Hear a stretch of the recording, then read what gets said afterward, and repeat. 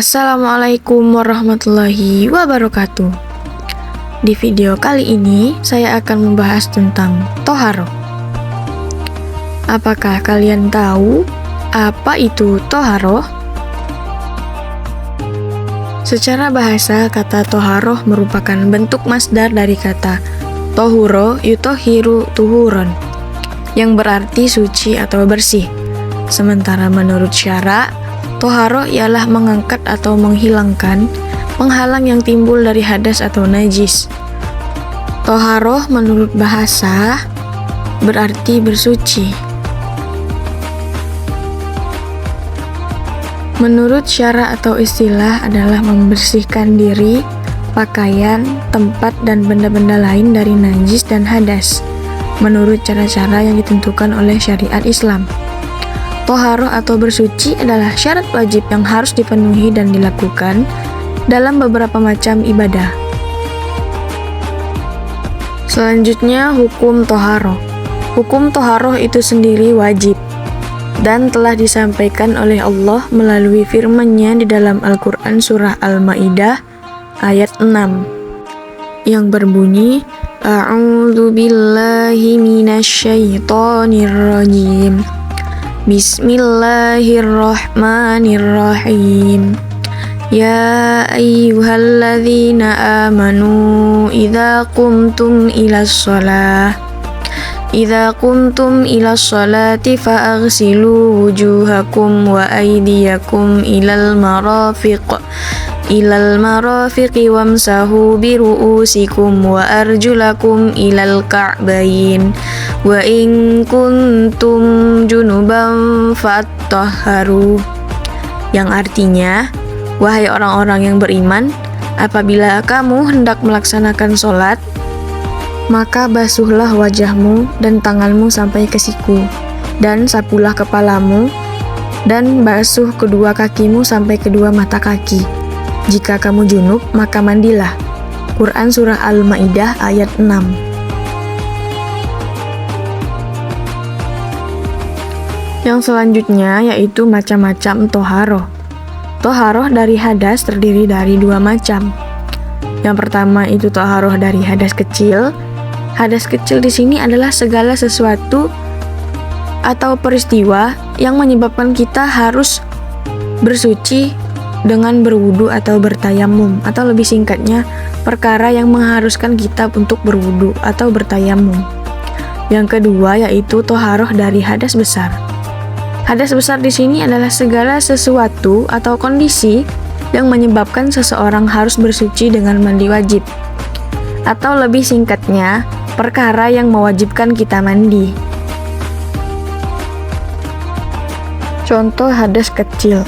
Yang pertama yaitu keluar sesuatu dari dua lubang, yaitu kubul dan dubur.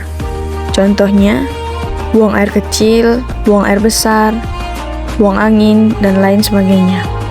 Yang kedua yaitu bersentuhan dengan yang bukan mahramnya, seperti pria menyentuh wanita tanpa adanya penghalang, atau sebaliknya, wanita menyentuh pria tanpa adanya penghalang. Yang ketiga yaitu menyentuh kemaluan dengan telapak tangan. Dan yang keempat yaitu hilang kesadaran, seperti tidur, gila, dan mabuk. Itu membatalkan wudu. Maka jika ingin sholat, kita harus berwudu kembali. Contoh hadas besar yang pertama yaitu keluar darah bagi perempuan, baik itu haid, nifas, dan wiladah. Dan yang kedua yaitu keluar air mani. Yang ketiga yaitu hubungan suami istri atau berjima. Dan yang terakhir yaitu meninggal dunia. 4 perkara ini adalah perkara yang mewajibkan kita untuk mandi, terkecuali saat kita meninggal dunia. Kita akan dimandikan oleh orang lain. Selanjutnya yaitu alat-alat untuk bersuci. Yang pertama ada air, yang kedua ada tanah atau debu, dan yang ketiga ada batu. Untuk air di sini harus suci dan mensucikan. Tidak bisa menggunakan air yang suci tapi tidak bisa mensucikan, seperti halnya air teh, air kopi. Air tersebut suci tetapi tidak bisa mensucikan. Yang kedua yaitu tanah atau debu. Debu di sini juga sama seperti air. Syaratnya itu harus suci. Yang ketiga yaitu batu. Batu di sini bisa digunakan untuk bersuci dengan beberapa syarat. Yang pertama yaitu adanya 3 batu. Yang kedua, batunya juga harus suci, sama seperti air dan debu tadi. Yang selanjutnya itu tata cara toharoh dari hadas. Toharoh dari hadas terdiri dari 3. Yang pertama yaitu wudhu. Wudhu di sini adalah mensucikan anggota badan tertentu dengan menggunakan air untuk menghilangkan hadas kecil. Niat wudhu yaitu Bismillahirrahmanirrahim. Nawaitul wudu'a li raf'il hadatsil asghari fardalillahi ta'ala. Yang artinya, niat aku berwudu untuk menghilangkan hadas kecil karena Allah Ta'ala. Yang kedua yaitu mandi wajib. Mandi wajib atau mandi besar di sini adalah mandi atau menuangkan air ke seluruh tubuh dengan tata cara tertentu untuk menghilangkan hadas besar. Niat umum untuk mandi wajib yaitu Bismillahirrahmanirrahim. Nawaitul ghusla li raf'il hadatsil akbari lillahi ta'ala. Yang artinya, niat aku mandi untuk menghilangkan hadas besar karena Allah Ta'ala. Yang ketiga yaitu tayamum. Tayamum di sini adalah kegiatan mensucikan diri tanpa air dalam Islam. Nah, tayamum sendiri sifatnya itu darurat. Dilakukan dalam keadaan darurat, seperti dalam keadaan yang tidak memungkinkan untuk berwudu atau mandi wajib. Contohnya seperti tidak adanya air, ataupun ketika sakit yang tidak bisa terkena air. Itu bisa dilakukan dengan tayamum bersucinya. Selanjutnya yaitu hal-hal yang dilarang saat berhadas. Yang pertama yaitu sholat. Sholat di sini yaitu sholat fardu atau sholat wajib dan sholat sunnah, dilarang dilakukan saat kita sedang berhadas. Yang kedua yaitu tawaf atau mengelilingi Ka'bah. Saat kita sedang berhadas, kita tidak boleh mengelilingi Ka'bah atau bertawaf. Yang ketiga yaitu memegang dan membawa Al-Quran. Saat kita sedang berhadas, kita tidak boleh memegang dan membawa Al-Quran. Yang keempat yaitu membaca Al-Quran. Sudah jelas, jika kita sedang berhadas, kita tidak boleh membaca Al-Quran. Membaca Al-Quran di sini yaitu dengan mengucapkan lafaz-lafaz yang ada di dalam Al-Quran. Yang keempat yaitu berdiam diri di masjid, terkecuali di halaman masjid.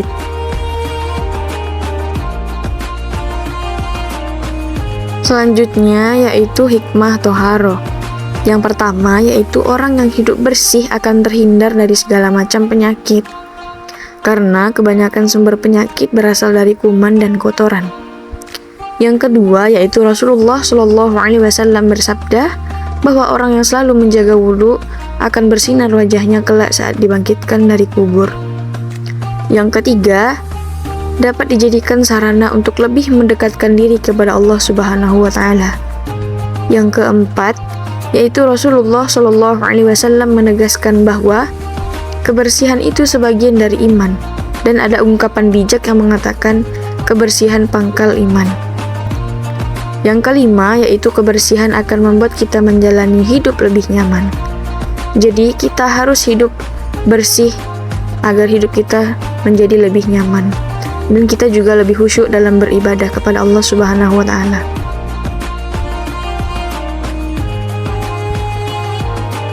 Jima tanpa keluar mani, apakah tak wajib mandi? Yuk kita bahas. Syekh Nawawi dalam kitab Kasyifatus Saja, ia menyebutkan bahwa jima atau masuknya kemaluan laki-laki ke dalam kemaluan perempuan tetap wajib mandi besar. Baik saat hubungan badan tersebut sampai keluar mani atau orgasme ataupun tidak. Selain karena jima juga wajib mandi karena sebab keluar mani. Apapun sebabnya, baik karena jima maupun selainnya, seperti mimpi, onani, atau masturbasi. Keluarnya sperma wajib mandi besar, walaupun tidak ada hubungan badan. Sedangkan masuknya kemaluan wajib mandi besar walaupun tidak keluar mani. Berbeda jika hubungan badannya hanya dalam mimpi. Ia tidak sampai mandi wajib kecuali sampai keluar sperma. Adapun yang menjadi dasar wajibnya mandi besar karena hubungan badan, walau tidak keluar mani, adalah hadis Siti Aisyah, "Idza massal khitanul khitan faqad wajabal ghuslu," yang artinya, jika khitan laki-laki menyentuh khitan perempuan, maka wajib mandi. Hadis riwayat Malik. Maksudnya di sini adalah jika kemaluan laki-laki masuk ke dalam kemaluan perempuan, maka diwajibkan untuk mandi. Dalam hadis itu tidak disebutkan apakah saat masuknya kemaluan sampai keluar sperma atau tidak, sehingga berlaku umum dan tidak diisyaratkan saat mandi wajib setelah jima harus keluar mani terlebih dahulu. Walhasil, kondisi junub menurut ulama Syafi'i disebabkan oleh dua hal, yaitu jima dan keluar mani.